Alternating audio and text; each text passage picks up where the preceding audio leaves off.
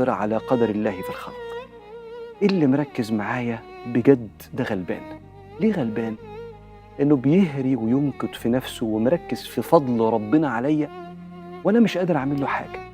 فاللي مركز معايا ده أنا لازم أنا اللي أترفع أسمو عن تركيزه معايا، واحمي نفسي من نظرات الحسد لو موجودة أو أفكار الحسد لو موجودة بالأوراد والأذكار اللي ما بتاخدش دقايق من يومي في أذكار الصباح وأذكار المساء.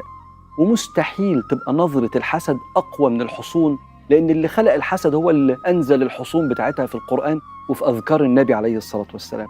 فإحنا متعودين بنقرأ قل هو الله أحد والمعوذتين الفلق والناس 3 الصبح و3 بالليل، ومتعودين على ذكر النبي الشهير أعوذ بكلمات الله التامة من كل شيطان وهامة ومن كل عين لامة وأعوذ بكلمات الله التامات من شر ما خلق.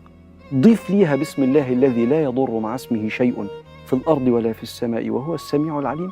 كل اللي أنا قلته ده 3 مرات الصبح بعد الفجر أو لما تصحى من النوم، وبعد العصر أو بعد المغرب. عملت كده ولا تتفاخر ولا تقيم وزن للمقتنيات اللي هي كما يقولون كده من حطام الدنيا مهما كانت جميلة، بس في الآخر كل من عليها فان. عملنا كده مش مهم، اللي يركز معاك يركز. السلام عليكم ورحمة الله وبركاته. ازيكم عاملين ايه؟ يا رب تكونوا بخير. النهارده جايلكم بفيديو جديد، بس قبل ما ابدا الفيديو بتاعي حابه ارحب بكل الناس الامارات اللي دخلت القناه جديد. بجد اشتراككم ده على راسي من فوق. وطبعا برحب بالامارات اللي معايا من قبل كده مكملين بلايكاتهم وكومنتاتهم. بجد ربنا يخليكم ليا يا رب ويديمكم في حياتي العمر كله، اللهم امين. بصوا بقى يا بنات، النهارده كده معايا فيديو قوي جدا جدا جدا، حطي عليها يمكن 100 خط. تمام. بصوا بقى النهارده كده عندي هعمل ايه؟ الريسبشن. بصوا انا هشقلبه، انا هغيره تماما تماما تماما، وهركب الديكورات اللي انا عملتها بايدي. انا مبسوطه جدا عشان عملتها بايدي بجد يا بنات. والله يا بنات فعلا اللي يعمل حاجه بايده كده بتبقى حاسس كده بليها طعم تاني وليها فرحه تانية. فالنهارده كده ان شاء الله هنعمل الريسبشن. بصوا هو متبهدل ازاي. بصوا بقى عشان انا طبعا ما بعملش فيه وشايله السجاد، وانا قلت لكم قبل كده انا لما اشيل السجاد الدنيا تتقلب عندي. بصوا بقى عايزه اوريكم بقى المعاناه. بصوا اكل ولب كان مرمي، وانا لميت والله شويه حاجات. يعني بصوا قشر اللب ده كله كان على الارض فانا لميته. فبصوا الدنيا كلها متلخبطه زي ما انتم شايفين كده. هنبدا بقى دلوقتي كده نقول بسم الله، وهنبدا مع بعض وهنخليها كده بتبرق كده حرفيا. يلا بقى حطي لي كده اللايك بتاعك القمر والكومنت بجد اللي بجد بجد بيفرحني وبيسعدني وبيخليني عايزه اصور كده فيديو 2 و3 في اليوم، وبيخليني والله لو اقدر انزل لكم في اليوم فيديو 2 و3 انا مش هتردد ثانيه واحده. وبفكر والله العظيم اعملها، يعني بفكر اضغط على نفسي اكتر من كده واصور لكم. فادعوا لي بجد الفتره دي ان شاء الله نقدر كده احقق كل حاجه. وعايزه اقول لكم كمان والله ان الفتره دي بالذات حاسه كده ان انا عندي طاقه عمري في حياتي ما حسيت بيها، وانتوا السبب فيها. ربنا يخليكم ليا يا رب. بصوا انا مش هرغي كتير، يلا بقى كده نثبت التليفون ونشوف هنعمل. وهنا بقى كنت ثبتت الكاميرا وقلت ايه اخد بقى ودي معاكم كده واتكلم واقول لكم على الروتين القمر دوت. بجد يا بنات روتين مشجع جدا جدا، ان شاء الله كده هيخليكي تقومي دلوقتي حتى لو فيكي كسل الدنيا لازم هتقومي وهتعملي وهتنضفي وهترتبي. يلا يا بنات كل سنه وانتم طيبين بقى. يعني خلاص العيد داخل علينا ولازم يدخل علينا واحنا كده كل حاجه في بيتنا كده نظيفه ومرتبه وجاهزه لاستقبال العيد. يلا ده هو يعني بص هو بيجي مرة في السنة، فلازم نستعد له كده ولازم نبقى فاتحين بيوتنا كده ليه كده بسعادة وحب ونظافة وحاجات كتير جدا جدا. يلا بقى كده قومي تنشطي معايا كده وشوفي البيت عندك محتاج ايه وظبطيه، اوعي تكسلي. زي ما قلت لك كده الفيديو حلو جدا جدا هيشجعك كده. عملت فيه حاجات كتير جدا جدا يا بنات وكنت مبسوطة جدا والله العظيم. على قد تعبي في الفيديوهات دي على قد ما بكون مبسوطة جدا جدا عشان خاطر بتكلم معاكم. اجمل لحظه بحبها في الفيديو هي اللحظه دي لما باجي بحط الصوت على الفيديو، بالرغم ان انا اصلا كل كلامي بيكون ملخبط ما بعرفش اتكلم اصلا كلمتين على بعضيهم، بس والله العظيم بكون مبسوطه. عايزه اقول لكم اصلا انا مش من نوعيه الناس اللي ليا اصحاب كتير بقى ومعارف واهلي واروح واجي والكلام ده خالص. انا طول عمري خيبه قاعده في البيت. انتوا معايا والله يا بنات. انا طلعت بصوا من بيت بابا الله يرحمه على بيت جوزي وخلاص كده. انا مش من النوع بقى اللي انا رحت وجيت واشتغلت ولفيت، لا خالص. انا ما لفتش خالص ولا رحت ولا جيت ولا الكلام ده خالص. فتلاقوني دايما قاعده في البيت كده، فتلاقوني خيبه خالص يعني. بس انا لما فتحت القناه الحمد لله رب العالمين حسستني كده ان في ناس محترمه، في ناس كده عرفتهم، في ناس حبيتهم، يعني عملت صداقات من الاخر. لان انا فعلا انا بصوا اصدقائي يتعدوا على العيد، على الايد، يعني على العيد اصدقائي يتعدوا على الايد بجد والله العظيم يا بنات، مش كتير يعني، فاهميني. عاوزه اقول لكم كمان ان النهارده بصراحه ما كنتش هنزل اي حاجه خالص، يعني كنت هاخد اجازه بقى كده واريح شويه. بس والله العظيم عايزه اقول لكم ان فعلا انا اتعودت على اني كل يوم اتكلم معاكم، ما ينفعش بيعدي يوم كده عليا من غير ما اتكلم معاكم. بحبكم جدا جدا، بحس كده ان انا بتكلم مع اخواتي. خلاص يا بنات اتعودت على ان انتوا تكونوا حاجه في حساسيه في حياتي يوميا، حاجه اساسيه كده في حياتي يوميا، لازم كل يوم اتكلم معاكم. ما ينفعش خالص ان يجي عليا يوم كده وما اتكلمش وافضل كده ارغي معاكم. اي نعم انا عارفه ان انا بصدعكم، بس انا بحبكم والله العظيم، ومش عارفه انتوا بتحبوني بقدر الحب اللي انا بحبه لكم ولا ايه بالظبط، بس بجد بجد انا بحبكم. بس بصراحه انا بشوف منكم كومنتات حلوه جدا ودعوات وكلام حلو قوي قوي قوي، فاكيد انتوا مش بتنافقوني لان انتوا ما تعرفونيش، يعني ما فيش مصالح بينا اصلا، فاكيد انتوا اللي في قلبكم ليا بتقولهولي في كومنت. فانا بحبكم جدا جدا وربنا يخليكم ليا. بصوا بقى النهارده كده انا عايزاكم تفجروا اللي هو الزرار بتاع اللايكات، لان بجد بجد الفيديو حلو جدا، انا عايزاه يوصل لاكبر عدد ممكن عشان يتشاف كده وعشان يتعرف وعشان خاطر يشجع ناس كتير، وانا بصراحه استفاد برضو ان قناتي يعني تتشاف. انا مش هكتب عليكم اقول لكم انا عايزه بس الناس تستفيد، لا، بصوا انا عايزه ان القناه تكبر وفي نفس الوقت عايزه افيدك. ما انا مش عامله قناه عشان ما افيدكيش فيها، وفي نفس الوقت مش عامله قناه عشان برضو تفضل هي نفس الايه المشاهدات، لا، انا نفسي بصراحه احقق الاتنين دول، يبقى عندي ناس كتير جدا بتستفاد مني، وفي نفس الوقت انا كمان قناتي تكبر واتعرف واتشهر كده، وتمشوا في الشارع تشاوروا عليا. بحبكم جدا جدا والله العظيم، وبحب اتكلم معاكم، بحب اهزر معاكم. انا مش عايزه اي حد يزعل مني او يقول لا انت دمك تقيل، لا خالص. انا بصوا انا بقول كلام كده وبحب اهزر، بحب اضحك، بحب حاجات كتير جدا اعملها معاكم. بصوا بقى الفيديو النهارده فوق الرائع فوق الرائع، ده انا مش غرور على فكره، دي حقيقه فعلا. اتفرجي على الفيديو وانت هتشوفي، ده انا هتشقلب فيه والله هتشقلب فيه. فبجد الفيديو حلو جدا جدا يا بنات والله العظيم، وهيشجعك. انا لو متابعه من متابعين القناه ديت، يعني بجد هحط اللايك وهحط الكومنت وهشير الفيديو وهتفرج وهتشجع وهعمل شقتي كلها. شفتوا بقى، يعني شفتوا انا بشجع نفسي ازاي. فالفيديو حلو جدا بجد فهيشجعك. بصوا بقى يا بنات، في متابعة من متابعيني أنا بحبها جدا جدا وبحترمها جدا جدا، هي في مقام ماما الله يرحمها، وهي تيتا زينب. بس هي يعني أنا مش هقول تيتا، أنا هقول ماما زينب، تمام. هي طلبت مني طلب إن أنا أوجه رسالة لبنوتتها القمر هدى. بصي يا هدى، عايزه اقول لك على حاجه، اللي عنده زي ماما زينب ما ينفعش اصلا هو يزعلها، ما ينفعش، مستحيل ان انت تزعليها. انا عارفه ان انت طبعا بتلعبي او بتهزري معاها، بتنخشيها زي ما بيقولوا كده، وربنا يخليكم لبعض طبعا وكل حاجه. بس بعد اذنك اديها اللابتوب عشان تيتا زينب او ماما زينب تكتب لي الكومنت اللي دايما بتكتبه لي، لان انا اتعودت عليه خلاص وادمنته، وما ينفعش ان انا ما اشوفهوش. تمام تمام، خلاص كده الرسالة وصلت، أكيد وصلت. لا بجد والله ربنا يخليكم لبعض يا رب بجد، ويا رب كده يخلي لك هدى، ويا رب كده يخليكي لينا. أنا بحب حضرتك جدا جدا على فكرة، وبجد مبسوطة جدا جدا إن حضرتك اشتركتي عندي في القناة وبتبعتي لي كومنتات بجد بتفرح قلبي قوي وبتسعدني. ربنا يديكي الصحة يا رب ويديمك في حياتي العمر كله، اللهم آمين. بصوا بقى يا بنات، نرجع للفيديو بتاعنا القمر دوت، بجد فيديو فوق الرائع والله العظيم، هو مش غرور، هو مش غرور، بس فعلا هو فوق الرائع. بس قبل بقى يعني عايزه افهمكم حاجه، الفيديو ده فيديو طويل جدا جدا. بصوا انتوا شايفين الفيديو النهارده 27 دقيقه، تمام. طبعا انا مخلصتش في الريسبشن كله، انا الريسبشن عندي فيه السفره وفيه الركنه وعملت حاجات كتير جدا جدا. فانا يعني بصوا انا كنت هخلصه بصراحه النهارده وكنت هقفله، وصورت حاجات كتير، كنت هقطع من مقاطع كتير جدا، يعني هظلم الفيديو من الاخر، يعني هكنسل فيه حاجات كتير جدا وهقلله لكم قوي عشان اقدر اختم الفيديو كله النهارده. بس حصلت حاجه بقى فما ينفعش بصراحه ان انا اخلص الفيديو كله النهارده وافرش واظبط. فقلت لا ما ينفعش. هما حاجتين بصراحه اللي حصلوا. اول حاجه حصلت لي وهي ايه بقى، ان انا جيت اعلق الديكورات اللي المفروض جايباها، المفروض عملتها اصلا جايبه لا انا اللي عاملاها بايدي طبعا. انا مش غرور على فكره، بس انا استاذه في العمايل والله، انا بعمل شويه ديكورات يا بنات بسم الله ما شاء الله عليا، واكيد انتوا شفتوا بعينيكوا يعني. بصوا بقى، المهم نرجع للي انا كنت بقوله. حصلت حاجتين. الحاجه الاولى ان جيت اعلق الديكورات اللي انا جبتها. للاسف انا كنت جايبه، بصوا، علاقات كده بتتحط على الحيطه، بتتلزق يعني على الحيطه، وفيها علاقه كده هشبك فيها الديكورات اللي انا عاملاها. للاسف انا جيت احطها وقعت وما ما اتلزقتش، يعني ما اتلزقتش خالص، وانا كنت معتمد عليها جدا جدا. وكان طبعا يعني كنا بالليل، فما كانش ينفع ان انا احط الديكورات، وما كانش ينفع برضو. طب قلت طب مش مشكله بقى، مش لازم احط الفيديو ده وخلاص، يعني انتوا معايا. المهم قلت خلاص، بدأت بقى ان انا اعمل الفيديو تمام وكل حاجة. حصلت حاجة تانية، واللي هي ايه بقى؟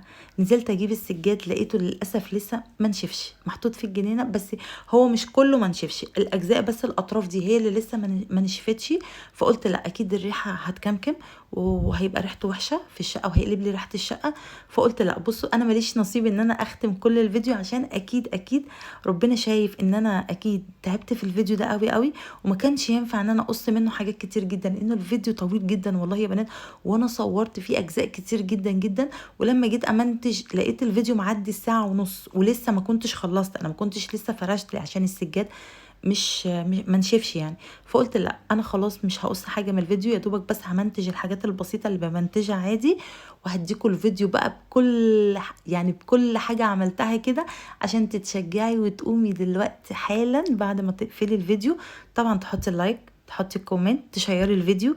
بجد يا بنات عايزاكم بجد شيروا الفيديو على قد ما تقدروا، لاختك، لمامتك، لصاحبتك، اي حد كده، بنت خالتك، بنت عمتك. المهم ان الفيديو يتشير كتير كتير كتير، عشان ناس كتير تشوفه، وعشان ناس كتير تحط لايكات، وفي نفس الوقت الفيديو يترفع ويتشاف والقناة تتعرف. فبجد ده طلب انا بطلبه منكم، فياريت اللي بيحبني بجد يعمل كده.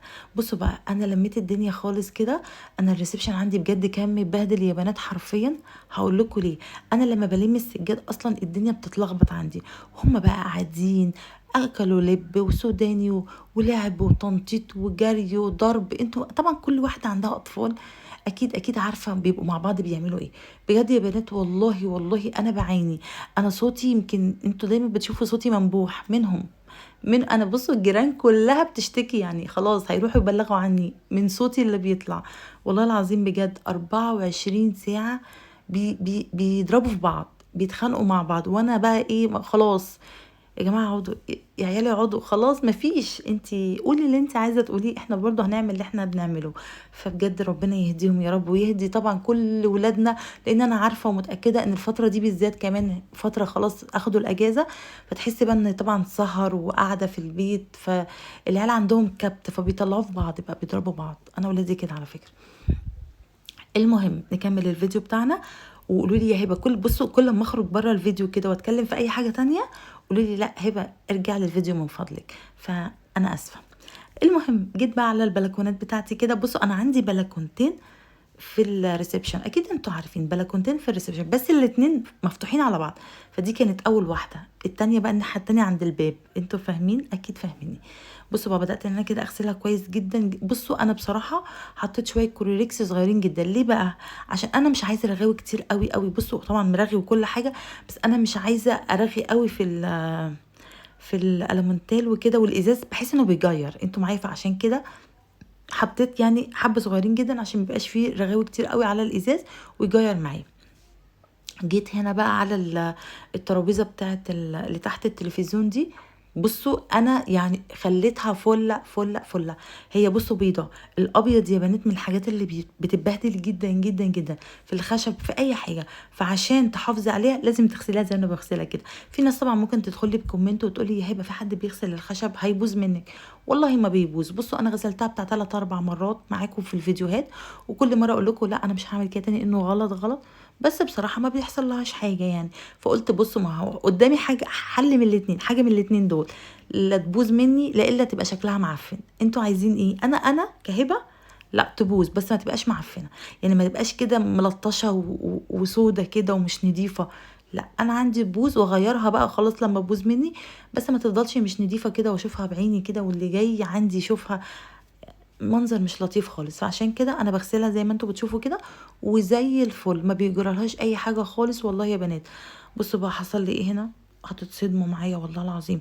السن اللي هو بصوا المقبض دوت، يعني بصوا دخل كده عند ايدي من تحت كده، بصوا اتعورت بقى تعويره. بصوا يا بنات، بصوا والله استحق بقى كام لايك، استحق كام لايك. بص انا قلت 1000 لايك في الفيديو، انتوا اديتوني حوالي 400 وحاجه لايك، داخل على 500 لايك. فانا المره دي هقول لكم 500 لايك عشان انتوا تدوني ال 1000 لايك. شفتوا بقى انا بتذكى ازاي؟ ذكيه. لا بجد يا بنات، بصوا انا سايبه لكم اللايكات دي زي ما انتوا عايزين، اللي حابب يحط اللايك يحط، واللي مش حابب هو حر. بس انا عايزه اعرفك حاجه، ان اللايك بيرفع من الفيديو. واقول لك انت عرفتي ازاي؟ هبقى انا بسمع كده بصراحه، انا مش متاكده من المعلومه دي، بس دايما بشوف القنوات الكبيره بتقولك انا عايزه 20,000 لايك، عايزه 50,000 لايك، عايزه 100,000 لايك. طماعين قوي يا بنات والله العظيم. انا كل اللي بطلبه 1000 لايك. يعني اقول ايه؟ بس اقول ايه؟ مش عارفه. ما علينا. جيت بقى هنا على هي دي اسمها ايه؟ والله نسيت، مش فاكره. ما علينا. المهم جبت كده فوطه كانت مبلوله برضو كده، وبدات ان انا المع بيها الاتربه اللي كانت عليها. بصوا كانت فيها تراب كتير بصراحه، لان الفتره اللي فاتت دي بصوا انا ما كنتش بنظف التنظيف العميق زي ما كنت بقول لكم، كنت بلم بس كده وايه يعني ورا كده العيال ما كانوا بيبهدلوا. لكن التنظيفات العميقه دي طبعا بتتعمل بقى في رمضان، في الاعياد، في المناسبات كده يعني. بس بص بقى جيت على النيش بتاعي وهو اصلا متبهدل اصلا وباظ اصلا، يعني كتر خيره بصراحه، بقاله سنين معايا. فبدات كده برضو ان انا المعه بالفوطه بتاعتي كده. بص الفوطه دي كنت حاطه شويه ميه بكلوريكس وعصرتها كويس جدا، حاسه كده انها بتلمع معايا كده وبتنجز معايا بصراحه وبتديني نظافه حلوه جدا. بصوا زي ما انتم شايفين كده، والله يا بنات لو عملتي اللي انا بعمله ده من هنا لحد العيد ان شاء الله هتدخلي على العيد وانت مرتاحه جدا، والله ما هتتعبي. فقومي كده تنشطي يا بنات، عادي يعني. ما بص هقول لكم على حاجه، هل انت لو قعدتي، هسألك سؤال بس والله العظيم وجاوبيني كده في الكومنت، هل انت لو قعدتي وما عملتيش حاجه في البيت في اللي بديل اللي يعمل لك؟ لو في البديل يا ستي اقعدي خلاص، ما تعمليش اي حاجه خالص في البيت، واقعدي وما تعمليش حاجه. لكن لو ما فيش البديل مين هيعمل لك؟ ما خلاص يبقى الشقه هتكون مبهدله، وهيتقال عليكي ان انت ست مش نظيفه. صح ولا انا غلطانه؟ اكيد انا صح. بصوا بقى جيت على الشباك ده وبقالي فتره طويله ما بفتحوش اصلا، هو اصلا عن منور على فكره، فانا ما بفتحوش، مش عارفه ليه ما بفتحوش. المهم جيت كده عليه وجبت المقشه بتاعتي ودعكته كويس جدا. بصوا بقى لما فتحته كان مطرب قوي بصراحه، كان متبهدل فعلا. فقلت لا اغسله غسله حلوه كده عميقه جميله. بصوا متبهدل والله العظيم، انتوا مش شايفينه بس هو كان متبهدل جدا جدا، لاني فعلا بقالي يعني اقول لكم الصيف اللي فات ما فتحتوش، مش عارفه بقالي فتره طويله جدا بصراحه ما بحبش افتحه، يعني فاهميني، بكسل، مش عارفه بقى، مش حاطاه في حسباني ان انا افتحه، لاني زي ما قلت لكم عندي بلكونتين في الريسبشن، فتمام كده مش محتاجه ان انا افتحه. بس بصراحه نضفته كويس جدا جدا. بصوا انا ما فيش حاجه ما عملتهاش النهارده، بجد بجد فيديو حلو جدا. وان شاء الله برضو الفيديو اللي هينزل لكم بكره التكمله بتاعت الفيديو ده فوق الرائع، فوق الرائع، لانكم انتوا بقى هتشوفوا المنظر النهائي. بس انا لحد اللحظه دي انا مش عارفه هعلق الديكورات ازاي، مش لاقيه حاجه، عماله افكر. بجد يا بنات اللي يعرف يا ريت يقول لي ممكن اعلق الحاجات اللي انا عملتها ازاي. انتوا طبعا عارفين انا عملت ايه، الكوسترات والحاجات دي بتتعلق ازاي على الحيطه. انا بصراحه مش عايزه، يعني ممكن اشنير بس انا مش عايزه اشنير، انا مش عايزه ابوظ الحيطه بكذا خرم بالشنيور، يعني مش حابه الموضوع ده. انا عايزه حاجه ما تبوظليش الحيطه وتبقى حلوه وعمليه. فاللي عنده فكره كده يقولها لي وكتر خيره طبعا. بصوا بقى يعني خلصت الشباك كده وخليته فله شمعة منوره، فعلا فعلا كان نضيف جدا جدا. وفتحته بقى هو شويه كده، وبعدين هو لما بيتفتح مع البلكونه بيدي تيار حلو قوي.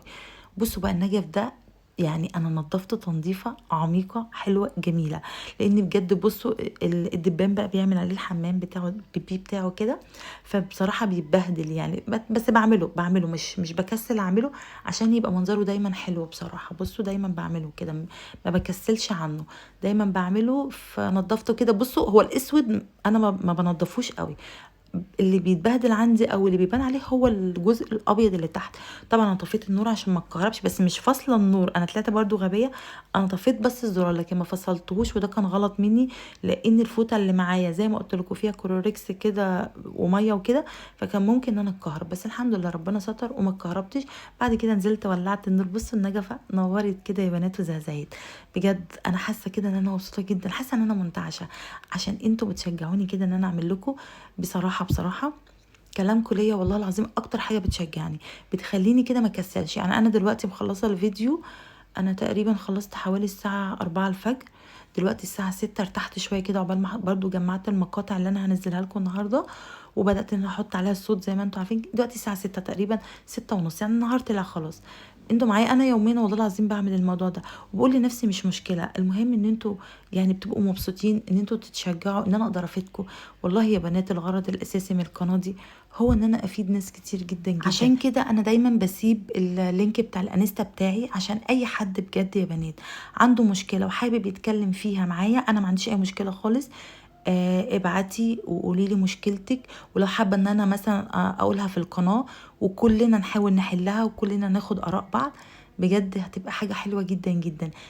يعني انا دايما، وهسيب دلوقتي اللينك بتاع الانستا بتاعي، عايزه اي حد فيكم محتاج ان هو يتواصل معايا يتواصل معايا فورا.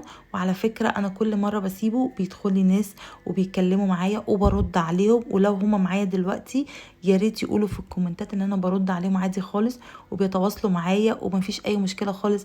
عشان في ناس ممكن تقول مثلا ما احنا بنكلمك وما بترديش خالص. انا مفيش حد بيكلمني على الانستا وما بردش عليه، برد عليه على طول. دايما بفتح وبشوف، مش شرط يعني ان انا في وقتها، بس على الاقل حتى بفتح مثلا الانستا كل يومين ولا حاجه الرسائل، واشوف مين اللي بعت لي، مين اللي حابب يتواصل معايا، كل الحاجات ديت.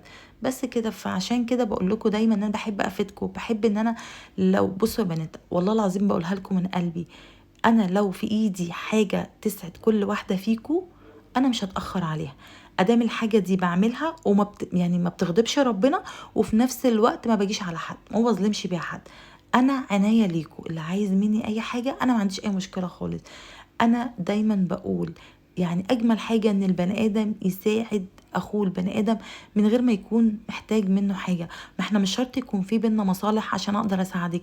ايه المشكله لو انت عندك حاجه، يعني مشكله او عندك اي حاجه ناقصك اي حاجه وانا في ايدي الحل؟ ايه المشكله ان انا اساعدك ادام انا عندي الحمد لله وربنا اداني وكرمني وفتحها عليا وحاجات كتيره جدا. ايه المشكله؟ يعني انا مش عارفه بصراحه الناس اللي هي الغلويه اللي ممكن مثلا تستخسر حتى يعني نصيحه لحد. انا مش فاهمه بصراحه، في ناس كده. هو في ناس كده، بس مش عارفه الناس دي اصلا عايشه ازاي في الدنيا. لكن انا دلوقتي حد جالي ومحتاج حاجه والحاجه دي عندي، انا هستخسر فيها ليه؟ هستخسر اديها لك ليه؟ لا بالعكس، ده بالعكس انت هتستفادي وهتاخدي الحاجه اللي انت حابه تاخديها مني، وانا في نفس الوقت هاخد حسنات، يعني احنا الاتنين هنستفاد. فاي حد يا بنات عايز مني حاجه انا تحت امره، انا تحت امره ادام الحاجه دي في استطاعتي واقدر ان انا اعملها، والله العظيم انا ما هتاخر. على فكره بصوا، انا دلوقتي عماله احط الصوت على الفيديو وعماله اشغل كومنتات جايه عماله تجيلي يعني على الفيديو، على الفيديوهات. احنا بنحبك يا هبه، احنا بجد دخلنا قناتك بالصدفه، احنا مبسوطين. والله يا بنات انا جالي برضو كومنت فرحت بيه جدا، انا مش فاكره بصراحه اسم الاكونت، بس بتقولي يا هبه انا بصحى الصبح بولع كده فيديوهاتك وبشرب القهوه بتاعتي وبكون مبسوطه جدا. واللي يقول لي يا هبه بجد انتي، انا مبسوطه عشان دخلت القناه دي وبالصدفه، وبجد مبسوطه جدا عشان هتابع قناه محترمه وجميله زيك. فبجد انتوا اللي جمال، وانتوا اللي حلوين، وانتوا اللي امارات، وانتوا كل حاجه حلوه والله العظيم. بحبكم جدا جدا يا بنات يا خرابي. انا نفسي كده اجي لكل واحده فيها كده، يعني اخدها في حضني واقعد ابوس فيها من هنا ل 3 4 سنين قدام. والله العظيم فعلا انتوا امارات. انا بحبكم جدا جدا. وعلى فكره انا الفتره اللي فاتت دي كان عندي احباط، وكنت خلاص مش هصور تاني ومش هعمل اي حاجه، بس الفتره دي بالذات بجد بجد بجد حسيت كده جوايا اسيب قناتي، اسيب اخواتي، اسيب الناس اللي بحبهم وبيحبوني، اسيب الناس اللي مش محتاجين مني حاجه ولا عايزين مني حاجه. ده بالعكس هم اللي عايزين يخلوني اوصل للمليون، وعايزين يشجعوني وبيدعموني وبيقولوا لي كلام حلو وبيقولوا لي استمري وكملي وهتوصلي. كل الحاجات دي يا بنات والله العظيم يعني بفكر فيها بجد، ربنا يجعلها في ميزان حسناتكم. دايما بقولها في صلاتي وانا بصلي، يا رب كل حد بيساندني وبيدعمني وبيقول لي كلمه حلوه اجعلها يا رب في ميزان حسناته، يا رب اديله واكرمه، لانه فعلا مش محتاج مني حاجه. بصوا بقى يا بنات، انا حبيت احط لكم على المقطع ده صوتي. بصوا بقى انا بجد مش قادره خالص. انا بصوا لميت الميه كلها والله، وطيت كده ولميت كل الميه من هنا، طبعا ما كانش ينفع المها قدام الكاميرا. فبجد بقى عايزه لايكات كتير جدا جدا على الفيديو ده، عشان انا فعلا تعبت فيه جدا جدا جدا. بحبكم جدا جدا ومبسوطه بوجودكم معايا في قناه. مش عارفه اقول لكم ايه، مش قادره اتكلم اصلا والله. بس عايزه اوريكم النظافه. بصوا السيراميك بيبرق ازاي يا بنات. والله والله والله الكاميرا ظلماه، هو بيبرق اكتر واكتر. بجد بجد نظافه ما بعدهاش نظافه والله يا بنات. بصوا الشباك، بصوا النظافه، بصوا الارضيه. هبدا دلوقتي بقى اخد الركنه بتاعتي وارجعها مكانها، واحط بقى الكفرات بتاعتها التانية اللي هي البيج، ونشوف هنعمل ايه. تابعي بقى معايا الفيديو، واوعي ما تتشجعيش، اوعي. عايزه كده ان انت بصي تقومي دلوقتي تشقلبي الريسبشن عندك. بجد يا بنات والله العظيم لازم ندخل على العيد كده واحنا حاسين براحه نفسيه، والراحه النفسيه دي هتجيلك لما تكون شقتك نظيفه وتكوني مرتاح. طول ما شقتك نظيفه حياتك كلها نظيفه. دي المقوله اللي انا دايما اقولها لكم، طول ما شقتك نظيفه حياتك كلها نظيفه. يلا قومي بقى كده تشجعي معايا وشوفي ايه، وكملي كمان. بس قبل ما تشجعي وقبل ما تعملي حاجه عايزاكي تكملي معايا الفيديو، تمام؟ يلا تعالوا بقى نكمل الفيديو. بقى يا بنات هنا نزلت كده عشان اجيب السجاد، بس للاسف لقيته لسه في حتت ما نشفتش، فمش هينفع ان انا اخده خالص، عشان لو خدته على الوضع ده هيعمل ريحه. فقلت لا اسيبه كمان واخده ان شاء الله الصبح. فطبعا انا مش هنزل لكم الفيديو كامل، فهنزل لكم بكره ان شاء الله الفيديو نص الفيديو، تمام؟ النص التاني هيبقى في الفرش بقى، لان السجاد مش هينفع طبعا. بصوا مبلول، انتوا مش هتقدروا تشوفوا طبعا هو مبلول، بس هو لقيته مبلول فمش هينفع انزل الفيديو كله كامل. فايه ان شاء الله كده الفيديو ده يعجبك النهارده، وان شاء الله استني بقى الجزء التاني بكره. ضرب نار، ضرب نار بمعنى ضرب نار والله. بصوا يلا بقى كده انا هطلع. انا نزلت والله دلوقتي بالليل عشان اجيبه، الساعه دلوقتي 3 بالليل، وقلت اجيبه كده، بس للاسف مش هينفع اجيبه عشان خاطر مبلول فعلا. ولو خدته مبلول هيكمكم وهيعمل ريحه في الشقه، فحرام يعني ناخده بالشكل ده. فان شاء الله هفرشه لكم بكره في الفيديو بتاع بكره. يلا السلام عليكم ورحمه الله وبركاته.